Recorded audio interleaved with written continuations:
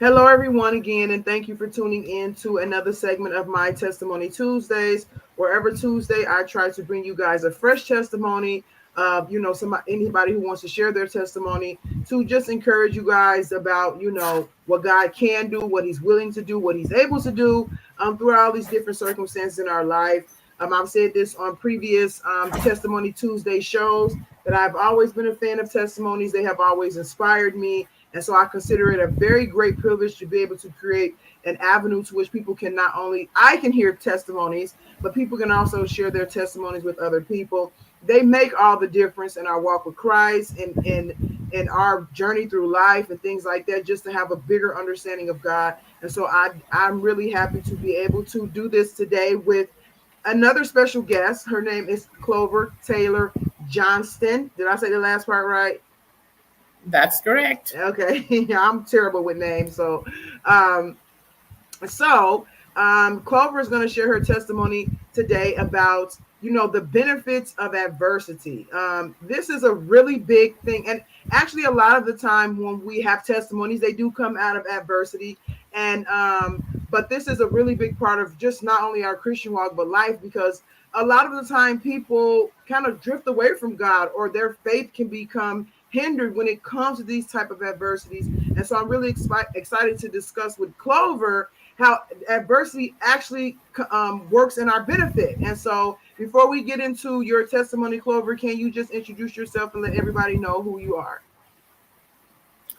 Okay, so first and foremost, a little bit about my professional background. I am by training and practice an educator and communications professional. Those are basically the fields that I have been involved with for almost 20 years, maybe a little more. I am Jamaican. I have been out of Jamaica for since about 2013, and I have traveled as far as China as an ESL specialist. And during the COVID lockdown, I guess many of us had a lot of time for reflection because we were just not able to do much socializing. And that's what happened to me. There was so much free time. And I had been talking to God even before COVID. Lord, can you direct me as to where to go with the next phase of my life? What do I do with all of this cumulative experience that I have lived, I have observed, my own life story? How can I impact my community? And I had no idea where God was taking me. But the more I thought about it, the more I was led to the issues of parenting, because somehow it has felt like my life's work. I guess it's like somebody who's in academia and you are asked to publish so many books and so many things during a period of time. And I just said, wow, my life work just seems like it has been just parenting and parenting and parenting. And since I said, Lord, but this has been so much of me. If I were to give it a percentage, I would say it's 75% of what I did, as opposed to the dads of my kids, because I was married and I'm divorced, and I will get into that in my testimony. So the just the rigors of parenting, the impact it had on me, that total selflessness that it required on my part, both emotionally and financially.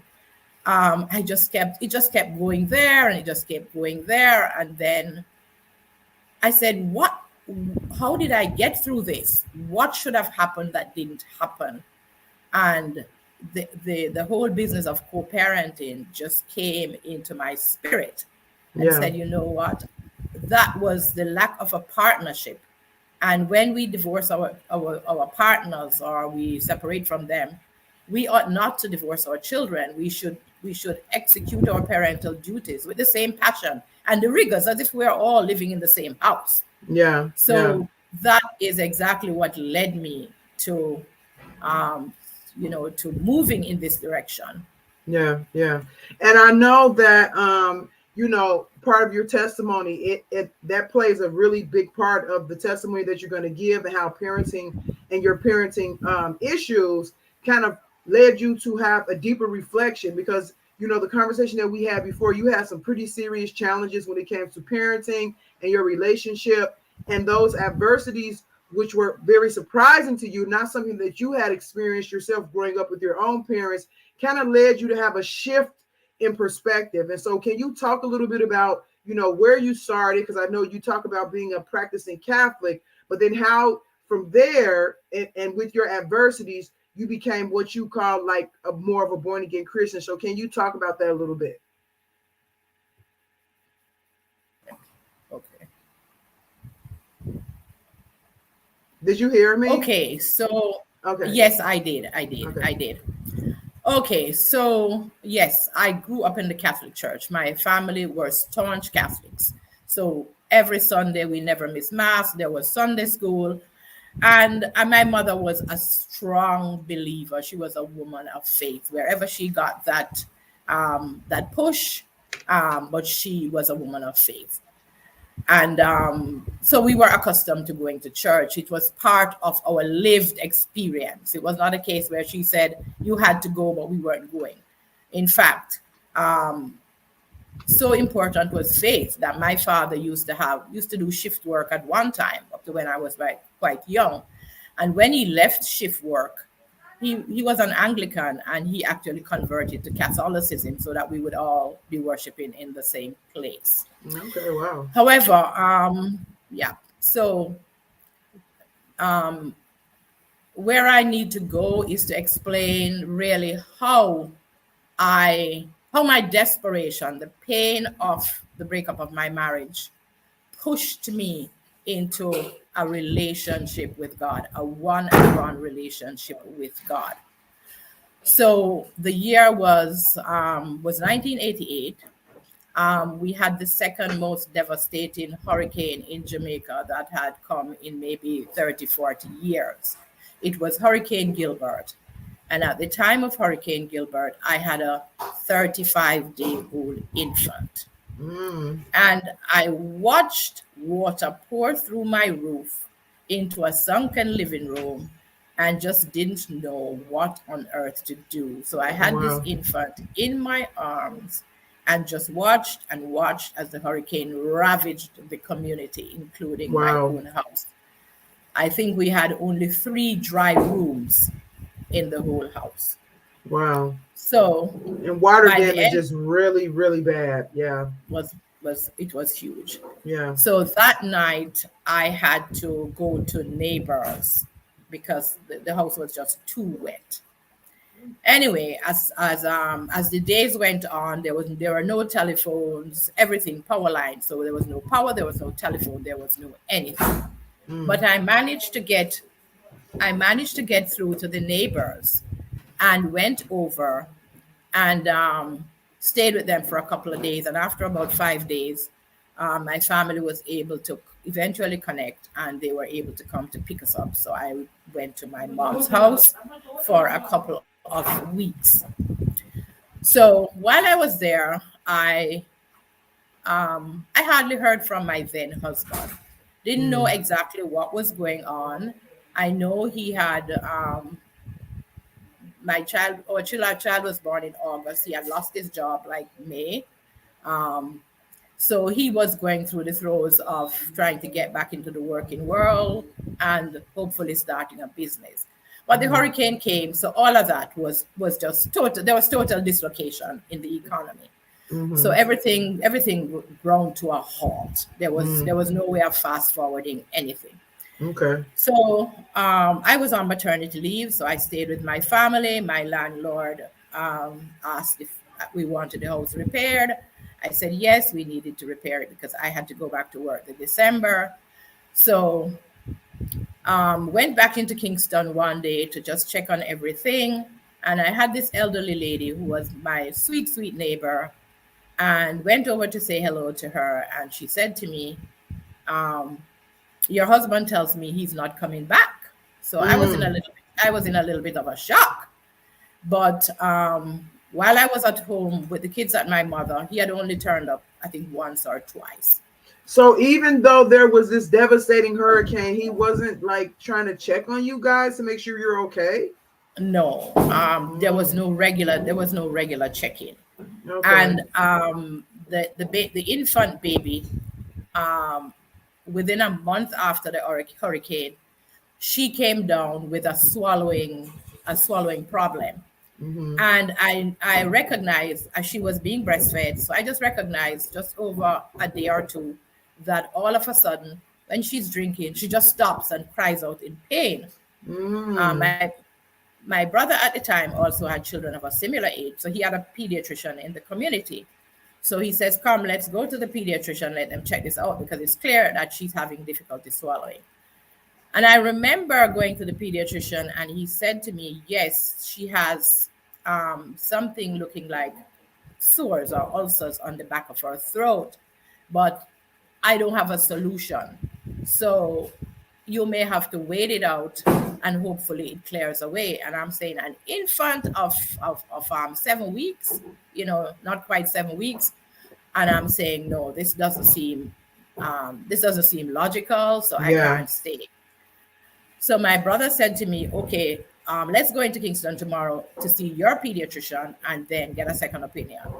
So I did that. I think I tried to get a message to my then husband to say we were coming in. This was whatever the problem was. He didn't show up. Mm. Anyway, I went to my pediatrician and she says, yes, there are ulcers or sores at the back of her throat. And I'm going to send you down to the ENT specialist because this is something that I know I can't handle. So she was very honest. So went down to the ENT specialist, which was just walking distance. And he said, yes, these are what we call ulcers. And I am going to give you a paste that you are going to either try to paint on the back of her throat or you get somebody to paint it. It will have an anesthetic effect and allow her to begin to eat again and swallow. And you should do it, so many times per day. Okay. So we got that, went back. My mom had a lifelong friend who was a public health nurse. She called her up and she came over a period of 7 days and she did that. And we began to see progress and she slowly got better. Mm-hmm. Okay, so she But all this recovered. time, your husband is nowhere to be found. Nowhere to be found, no support of any kind. My family was my support.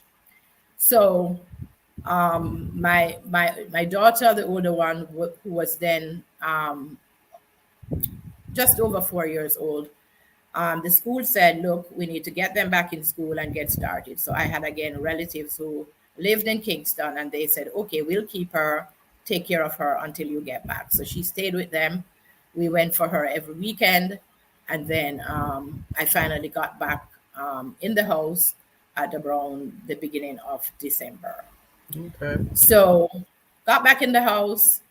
He had a lot of the furniture stored at a place that his father had left to him that he inherited.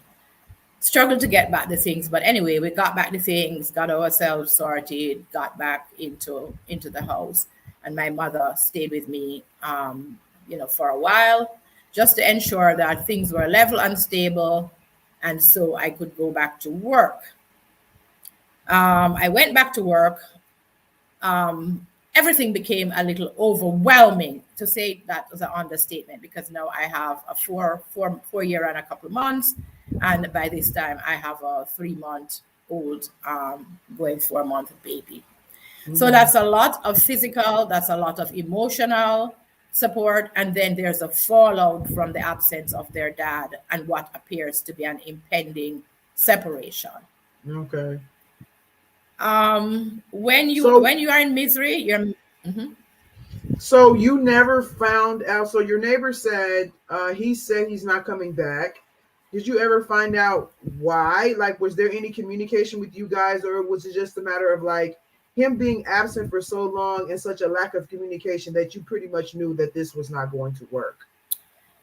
I began to figure when he didn't return and when he didn't seem even eager to help to put the stuff back in the house.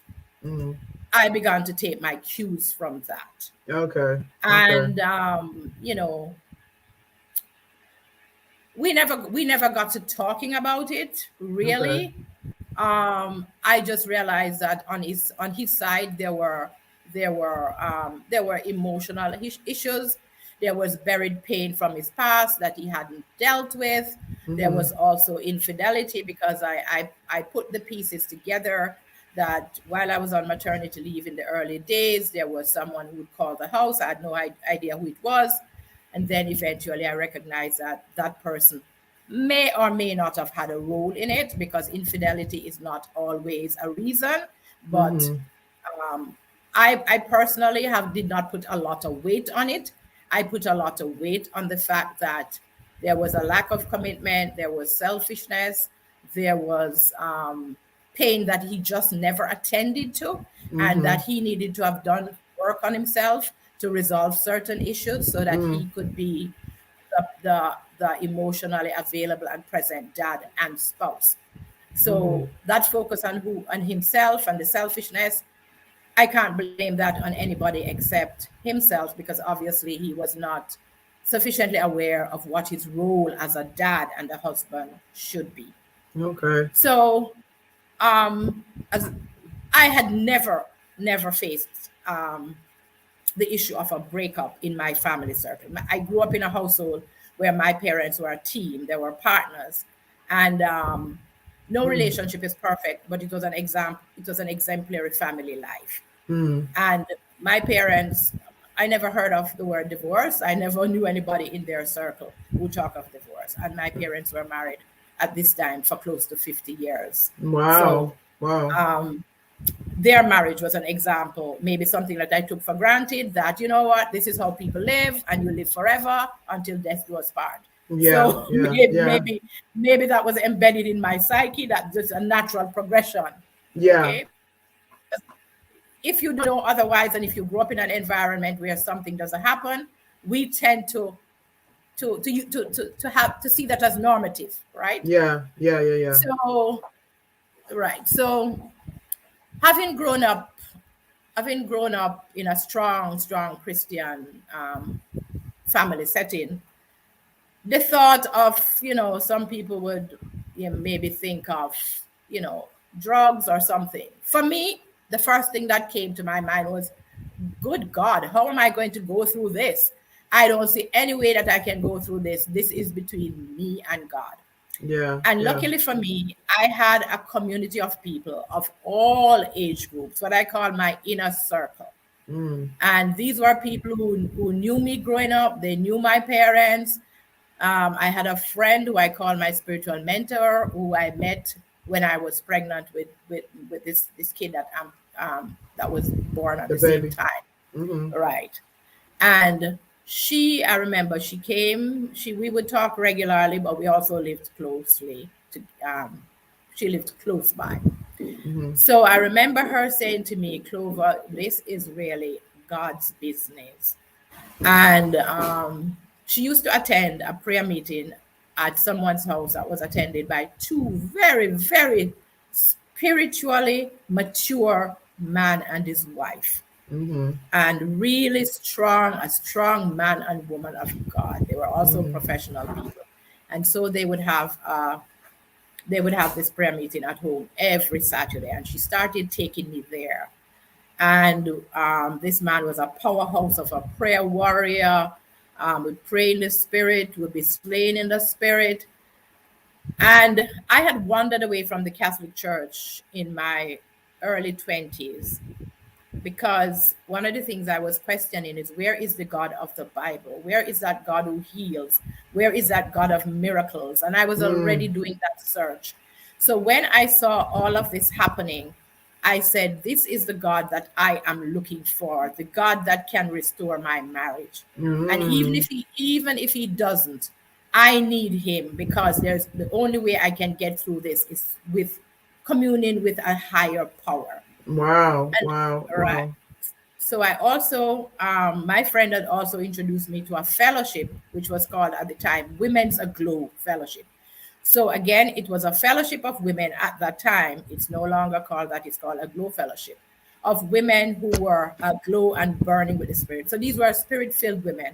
And Mm. it would be a monthly fellowship with a small meal, praise and worship, and just prayers for just about anything. We would have a speaker led by the Lord, and they would just go at the direction of the Holy Spirit. So I became bombarded. I said I got a prayer wall, a spiritual wall was built around me. Oh, And wow. I also found a born again Christian evangelical church where people were being healed, marriages were being restored. So real miracles. So everything that I had Mm. hoped for in a church and in a body of Christ, I saw it all coming together in these three different communities that I was now attached to. So I Wow. felt at home. I felt that God was working in me. He was working through other people to help me. I felt that God was on my team. And I Mm. remember during this time having two encounters um, with the presence of God. So one was the night before my infant was to be blessed.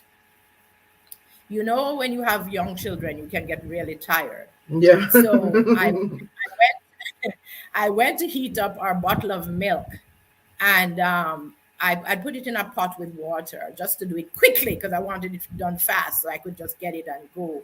Mm. And I fell asleep momentarily, and I just felt the presence of what I believed was an angel, and there was no words, but the words that came into my spirit was, "Get up, the bottle."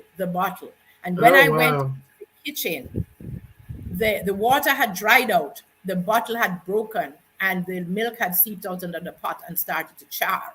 And had I not awakened, it could have started a fire in the Oh, kitchen. definitely. Wow. Right. And much later on, when my daughter was almost 2 years old, um, I remember her playing, and she pulled a metal knife off of the table, a metal table knife, and she stuck it into Socket. the electrical socket. Exactly. Mm. And instead of electrocuting her, it tripped out the entire breaker. And when you looked at the knife, you could see the char. There was just a little black stuff on it. And Mm. again, I knew that could not have been normal. That was definitely an act of God. Mm. So those were two of the most striking things that happened to me during that period where I know God was with me. Mm. And I also went to a prophetic conference as well, and I got a prophecy at the time. But going back to the separation, so there was a lot of anger from my husband. So again, I began to say to myself, this is not about me. This is about him and his healing. This Mm. is about him resolving the issues that he has that needs work and need to be resolved, whether through counseling, pastoral, or otherwise. I had a philosophy, and I still do, that under no circumstance should you deny the child's parent access to the children. Mm-hmm, mm-hmm. So even though he was getting verbally abusive and volatile, I still allowed him to come and see the children because they were young, and I didn't want them being taken away regularly because I had control when they were with me. Mm-hmm. So I allowed that for maybe just over maybe 2 years, and that did improve. Um, but in terms of, I continue to build my faith, to build my spiritual maturity. I focused a lot on that. And that's what got me through, as well as the people who gave me the support, whether by helping with the children, maybe coming and taking them for a couple hours, taking them somewhere. But I had that wall of support, Wow. both Amen. spiritual and in-person support. I never felt isolated despite what I was going through. I Right. Right. always felt that there was, people cared about me and cared about what was happening to me. So in that way, God provided. But I had a huge economic fallout because for the first 2 years, there was no economic provision coming on that side. So I had to problem solve in that in many ways, and I had to do, many gigs just to keep the fires burning. But I thank God that with the help of many gigs and with the help of my family support and family help, I cannot underscore how important that was to me. And I can only imagine if I never had that, how much more difficult that would have been. So 5 years later, the divorce comes through, um, and we get divorced. And what I took from it is, it's not what we go through in life, it's how we come out. And Yeah. I came out of this situation a substantially different and better human being. A human being who was more attuned to God and what He was doing with me. A human being who was more empathetic, who could now understand what others in this situation had gone through, and now to be able to share with people, because it takes you time to build that confidence level to say what's happening to me is not unique. This has happened to Yeah. other people. Yeah. But some people fell by the wayside. But I thank God that I didn't, because I've known of people who just the infidelity of their husbands, they just crack up and they just, the story is not a positive one. And I'm Yeah. here today to speak positively of what God did through me, in me, continues to do in me, and has given me a voice to talk about it that I never knew I could ever do. And I realized that there are a lot of women who hurt in this regard, and because of shame they become tongue tied, and they feel that this is not something that they should talk about, this is something that they should cover up, whereas there is no need to cover up. It's by our testimonies that we do encourage others. And as you have said, testimonies have been a blessing to me. They have absolutely been a blessing to me. And I have seen, not because my marriage wasn't restored, but God has a different mission for me. I saw a marriage in that time where the woman had actually gone to live with another partner. She got pregnant. The man died suddenly, the father of the child, and a couple of years later, she decides to reconcile with her husband, and to Wow. this day they are still married. So when something doesn't happen in our lives, it doesn't mean that God isn't working. It means that God has us on a different path. And sometimes the mission He has for us is much bigger than the little mission of restoring our own marriage. It could be the impact of restoring many marriages. It could be the mission of um of parenting and holding your partner accountable. Because one of the things I will say, because I was in a country like Jamaica, where the laws don't lend themselves to dignity, especially for women, um, the fight can get ugly. And Okay. therefore, many of us may choose not to go there and to bear the brunt of the financial fallout, because it just means that you have to keep your emotional and spiritual well-being intact, Yeah. so that you can minister to your children and you can give the best of yourself at the time. So those are considerations that, as parents and as human beings, people will say you are stupid, you shouldn't have done that. But at the time, we have to measure everything in relation to everything else that is happening in our Right. lives. We're not Right. doing it in a vacuum. We're doing it and we're saying, okay, I have this age child now. I can't be bickering, because they're now of the age where they can see what's happening. They can read the cues, because children live more by what they see than by what we tell them. So I know that is a fact, and I will say to parents, when we are making our decisions, especially when our children are younger, we have to build those decisions into the calculus of how we proceed in our post divorce or post separation relationships. That Yeah, is you for sure. yeah. You've said so much. This is probably the quietest I ever been doing doing interview about testimony, because I'm just really listening to you and just soaking it all in, because you've hit on so many good points. I mean, the way women, we struggle with our identity. I mean, even when it comes to what you're saying about, making decisions, holding on to God in times of adversity, and he kind of brings you out of it, because it's a lot of times that we just want God to make the adversity go away, and we want him to kind of do what we have in mind, which is another point you made.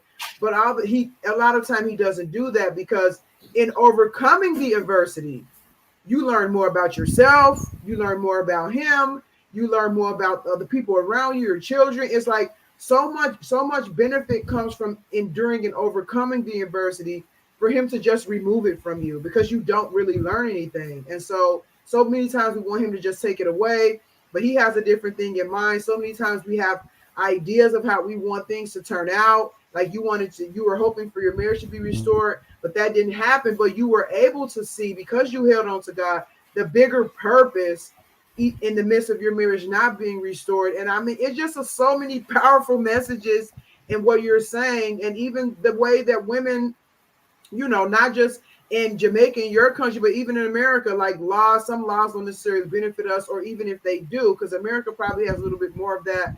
But you still have to deal with societal ideas of what a woman is, what she doesn't do, what she like. I mean, women have to bear the brunt of societal stuff a lot. This has been going on since the beginning, so it's nothing new.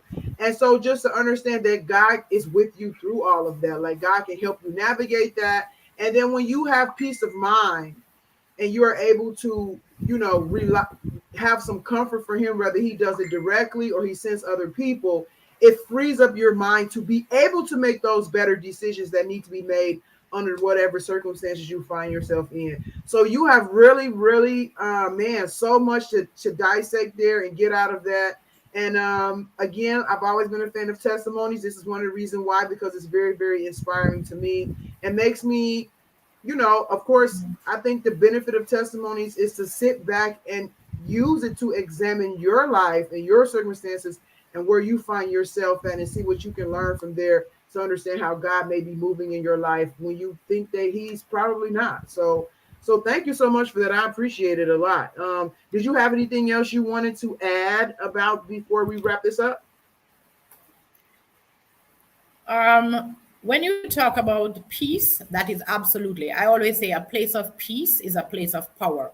And when you are in a trial of any sort, until you get to a place of peace, you can't move in the direction that is going to benefit you and grow you, and allow you to make the best of your relationship with God, Yeah. and get clarity as to what your response should be. And what I will say to any person who goes through this or who's going through it, always consider your children first, especially when they are younger and impressionable. And I just want to share one of the most difficult in a way, or challenging, because this was years and years after. My ex-husband got very ill, and he was in Jamaica but had to return to Canada. My eldest daughter um, said to him, Dad, you're really better off here because you need the health care. And so he goes back and he begins to get really sick. And so she calls me up and she says to me, Mom, I know she's going through a divorce herself as a young child, probably just about 2 at the time. And she says, Mom, I can't manage. I'm going to work and all of this is happening. He has to go back into the hospital. Can you come and help me? And at that time I said, wow, wow, wow, wow. Woo, what a ask, what a decision. But my decision was not, the decision I made to go and help her and be in the same house was not about him. It was not about him. That was about what would God have me do now, and what impact did I want my decision to have on my children. Wow. And I made that decision to go and help. And I don't know whether it was appreciated or whether it was not appreciated by him. But the fact is, I did it. I helped my daughter, and I know God blessed me for doing it. And I felt the peace. I felt the peace and comfort of the Lord in that decision. And that was what Wow. really mattered to me. Wow, wow, wow, wow, wow. So all of this stuff you went through with him and getting divorced, and all these years later, he basically finds himself in a position where he kind of needs your help. So wow. And it really just shows the power of love, and not that, and forgiveness, that you're able to extend that, because too many times people get caught up in being bitter and no, I'm not doing this for you. But then you don't understand the power of God's love when you hold on to unforgiveness, you don't move forward, that you can actually be there for somebody else, and that even hurt you, and you're totally fine with it. Like, that's amazing. That's amazing. Yeah, there was another lady, and then we'll go ahead and wrap this up. That I did an interview with. Her husband committed adultery, and years later, and even the lady that he committed adultery with was somehow connected to the family. She wasn't a stranger. And years later, she was able to witness to that lady and bring her to Christ. And so it's just like God definitely knows how to bring stuff full circle. One of the things I really love about God, of course, but something that's totally outside of our power as human beings. So if we trust God, he definitely knows how to bring things full circle. So thank you so much for sharing your testimony, everybody. Clover will be back for our About My Father's Business Thursdays to discuss her business, because a lot of the time what is a birth from our struggles is purpose. And so she's going to talk a little bit about how everything that she went through, how it led her to be in a business that basically speaks to her experiences and now helps other people. So thank you guys for tuning in to Testimony Tuesdays. Remember that the show is on every Tuesday at 12 p.m. And if you're interested in sharing your own testimony, please reach out and we can set up a time to discuss and record that. So thank you so much, you guys. Have a good day. Bye.